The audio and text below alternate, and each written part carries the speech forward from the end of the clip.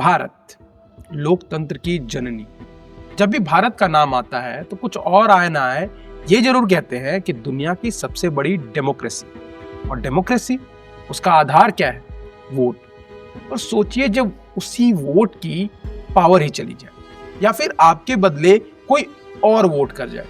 अब मैं फिर से उस मुद्दे पे नहीं आ रहा हूं, मतलब जो आजकल न्यूज में चल रहा है वोट चोरी का, उस बारे में नहीं आऊंगा, या फिर शायद उसी मुद्दे पर आऊंगा, पर आज के सिनेरियो में नहीं। जब भी हम राजनीति की बात करते हैं या राजनीति से जुड़े किसी विशेष घटना की बात करते हैं तो एक राज्य का नाम जरूर आता है, और वो है, चलिए छोड़िए, नाम आप कमेंट में बता दीजिएगा, क्योंकि आज हम एक विशेष घटना पर बात करेंगे। कहानी थोड़ी फिल्मी लग सकती है पर है बिल्कुल सच्ची। तो कहानी है लोकतंत्र के पहले क्राइम की, भारत की पहली बूथ कैप्चरिंग की। ये कहानी सिर्फ चुनाव की नहीं है, ये कहानी उस बेखौफ बाहुबल की है जिसने आजादी के ठीक बाद लोकतंत्र की एक नई नवेली जमीन पर दहशत की पहली फसल बोई।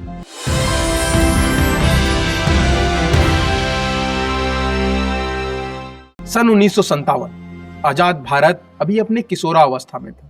लोकतंत्र की इबारत लिखी जा रही थी और देश के पहले चुनाव आयुक्त सुकुमार सेन ने सफलतापूर्वक आम चुनाव करवा दिए थे। लोगों को लग रहा था कि अब सब कुछ नियम और कानून से चलेगा, लेकिन बिहार का बेगूसराय जिला इस बात को मानने के लिए तैयार ही नहीं था। 1952 के पहले बिहार विधानसभा चुनाव में कांग्रेस ने बेगूसराय विधानसभा सीट जीती थी, और 1956 जब कांग्रेस विधायक की मृत्यु हो जाती है तब कम्युनिस्ट पार्टी के चंद्रशेखर सिंह 1956 में उपचुनाव में चुनकर आते हैं। और एक बार फिर 1957 में बिहार विधानसभा चुनाव में कांग्रेस और कम्युनिस्ट पार्टी के उम्मीदवार आमने सामने थे। सरयुग सिंह कांग्रेस के टिकट पर चुनाव लड़ रहे थे, जबकि चंद्रशेखर प्रसाद सिंह दोबारा से चुनाव लड़ रहे थे कम्युनिस्ट पार्टी के टिकट पर। ये कहानी जो मैं आपको बताने वाला हूँ वो है बेगूसराय मुख्यालय से लगभग 6 किलोमीटर दूर रचियाही गांव की एक मामूली सा मतदान केंद्र। रचियाही का कचहरी टोला, जहां कभी जमीन की रसीदें कटती थी,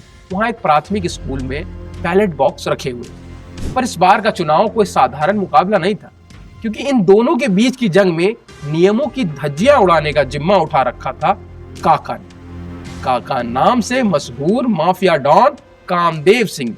कामदेव सिंह का नाम सुनते ही पुलिस की भी रूह कांप जाती थी, और इस बार वो कांग्रेस उम्मीदवार के अघोषित चुनाव प्रचारक बनकर मैदान में उतरे थे। पर शायद हवा कम्युनिस्ट पार्टी के चंद्रशेखर सिंह की तरफ थी, और सरयुग सिंह को ये बात पता चल गई, और उन्होंने अपनी पार्टी का केंद्र में सत्ता में होने का फायदा उठाने का सोचा, और वो गलती कर दी जिससे बिहार और सरयुग सिंह दोनों का नाम इतिहास में अमर हो गया, भले ही बुरे कारण से। और अगर मैं आपको कहानी डिटेल में बताऊं तो मतदान की सुबह थी। रचियाही, मचाहा, राजपुर और आकाशपुर के गांव के लोग सिर पर गमछा लपेटे, हाथ में छाता और लाठी लिए अपने मताधिकार का प्रयोग करने के लिए चले जा रहे थे। उनके मन में उम्मीद थी कि उनका वोट नेता को चुनेगा। वो जैसे ही बूथ की तरफ बढ़ रहे थे, दूर कच्चे रास्ते पर घोड़ों की टप टप और धूल भरा गुब्बार उठता है। आंखों में सूरज की चमक और चेहरे पर क्रूरता लिए कामदेव सिंह के लगभग 20 से 25 हथियारबंद गुंडे रास्ते पर फैल जाते। पर उन्होंने सीधे बूथ पर धावा नहीं बोला। पहले तो उन्होंने राजापुर और मचाहा के मासूम वोटरों को बीच रास्ते में रोक दिया। दूसरी तरफ मतदान केंद्र पर पहले से मौजूद कुछ गुंडों ने मतदान केंद्र पर लगी लाइनों से मतदाताओं को भगाना शुरू कर दिया, और जब दूसरे पक्ष के लोगों ने इस घटना का विरोध किया तो मारपीट शुरू हो गई। इसी दौरान मौके का फायदा उठाकर एक पक्ष ने पोलिंग बूथ पर जमकर फर्जी वोट डाले। बवाल बढ़ा तो रचियाही के और गांव के बाकी लोग इन असामाजिक तत्वों का विरोध करने लगे। तब विरोध को बढ़ता देख गुंडों ने मतदान पेटी को अपने पास के कुएं में फेंक दिया। उस समय तक पोलिंग बूथ पर पुलिस की व्यवस्था नहीं होती थी, और ना ही शिकायत का कोई ऐसा फुल प्रूफ प्लान बना होता था। इस घटना का पता देश को अगले दिन चल सका, जिसके बाद पूरे देश में चर्चा शुरू हो गई कि चुनावों में एक नई तरह की चुनौती भी आ गई है, और ये चुनौती है बूथ कैप्चरिंग की। और भारत ने पहली बार सुना कि बूथ कैप्चरिंग किस चिड़िया का नाम होता है, या बूथ भी लूटा जा सकता है। 10 साल पहले गुलामी से बाहर निकले हिंदुस्तान ने 1957 के चुनाव में पहली बार देखा और समझा था इसे। उसके बाद ऐसी कई घटनाएं पूरे भारत में हुई, पर पहला तो पहला ही होता है। अब इस कहानी का एक और पक्ष है।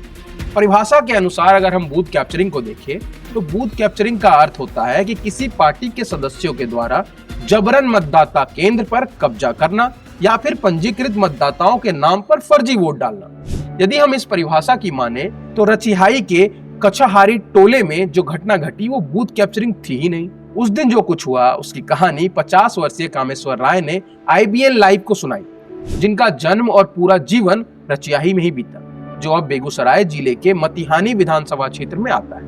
उनके अनुसार जो घटना हुई वो बूथ से 1 किलोमीटर पूर्व दिशा में घटी। उस समय 4 गांव और उनके अंतर्गत आने वाले कई पंचायत के लोग मतदान करने के लिए रचिहाई जाते थे।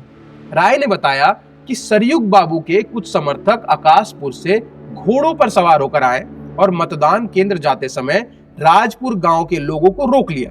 उन्होंने उनसे वोट डालने के बजाय अपने गांव लौटने को कहा। उन्होंने आगे बताया कि कम्युनिस्ट समर्थकों ने विरोध प्रदर्शन किया, जिसके बाद परिणाम स्वरूप दोनों गुटों में झड़प हो गई। इस झड़प में दोनों गुटों के सदस्य घायल हो गए। जो गंभीर रूप से घायल हुए वो मतदान करने के बजाय इलाज कराने चले गए। मतदान केंद्र पर कोई गड़बड़ी नहीं हुई और ये मुझे स्पष्ट रूप से याद है। ये कहना गलत है कि मतदान केंद्र पर कब्जा कर लिया गया और केवल कुछ गंभीर रूप से घायल लोग ही इलाज करवाने गए और वोट नहीं डाल पाए, जबकि समूह के बाकी सदस्यों ने और गांव वालों के साथ मिलकर मतदान किया। उन्होंने अपने दावे को यह कहकर सही ठहराया कि अगर बूथ पर कांग्रेस समर्थकों का कब्जा होता तो चंद्रशेखर बाबू चुनाव कैसे जीत पाते। पर अब कहानी कुछ भी हो सकती है, पर यह अपनी तरह की पहली घटना थी। कई निवासियों का मानना है कि इस घटना की वजह से बेगूसराय के नाम पर एक धब्बा लगा है और वो इसे गलत मानते हैं। पर हमें ये याद रखना चाहिए कि वोट कागज पर पड़ा एक निशान नहीं होता है, वो डर के सामने खड़ा नागरिकों का आत्मसम्मान होता है। आज जब हम बिना डर के मतदान केंद्र में प्रवेश करते हैं, अपनी उंगलियों पर स्याही लगवाते हैं और बाहर निकलते समय हमें लगता है कि ये सब बहुत सामान्य है, तब हमें ये याद रखना चाहिए कि ये सामान्यता यूं ही नहीं आई। किसी गांव ने डर देखा, किसी बूथ ने बंदूक की छाया झेली और किसी मतदाता ने चुपचाप रहकर लोकतंत्र को घायल होते हुए देखा। तब जाकर ये कहानी आज यहाँ पहुंची। तो अब आपको ये कहानी कैसी लगी हमें कमेंट सेक्शन पर जरूर बताइएगा और ऐसी ही और कहानियों के लिए जुड़े रहें बजरबट्टू दुनिया पर। तब तक के लिए नमस्कार।